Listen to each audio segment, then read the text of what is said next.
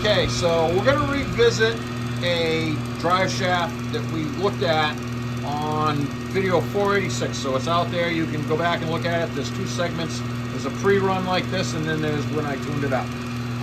The backstory is rusty drive shaft for a guy's, I don't know, I'd say it's a 2005 or 6 F350. Joe's Transmission Service bought a new drive shaft, you know, a auto parts or an internet buy drive shaft to put in it. You know, people do. And it ran good for a period of time, and then it changed and started doing this, and that's when it came to me. It was vibrating like that, and you can see it on, if you look back on those other videos, 486. And I ended up taking all the weights off of it.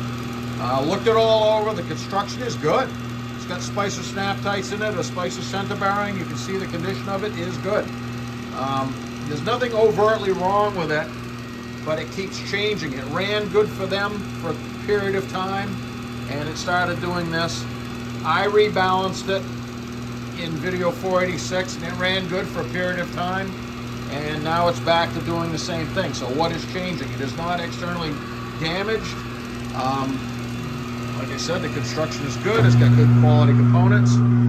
So we're gonna try another tact here because it's showing itself now that there's something going on that doesn't meet the eye. And one possibility is, I'm not saying it is, and I can't tell without taking it apart, is it could have some vibration dampeners internally inside the tube. That's not uncommon.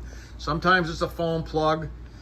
Another way they do it is many sheets of thick, like manila paper, and they'll just roll them into a tube, multiple sheets of it, say it was 5 or something like that, and it's good sized pieces of paper. And they'll just roll them into a tube, and they overlap each other, and you just stuff them in there loose.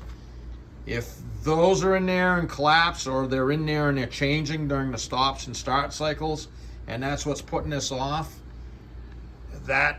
that's what we're gonna look to find. You can see I've marked this up. I had a 5 there, and it's just a quickie test run on this thing just to see what the heck was going on. So I put a 5 there and a 5 there during, you know, the normal balancing setup cycle. And that's when I parked it and talked to the customer, and I suggested that the next step, the logical step, is we just keep repeating this. It's shown its hand now that it's just going to keep changing. So we got to look and see why it's changing. So that's going to be my first step, is to look inside of this and see if there's some internal cause for this thing to keep going out of whack. And like I said, I'm going to repeat myself one last time, is the construction of this thing is good. Stub shaft isn't running out. There's no overt damage on it that you can see. The weights I put on it are still right where I left them. So we're going to take this apart, and there will be a follow-up.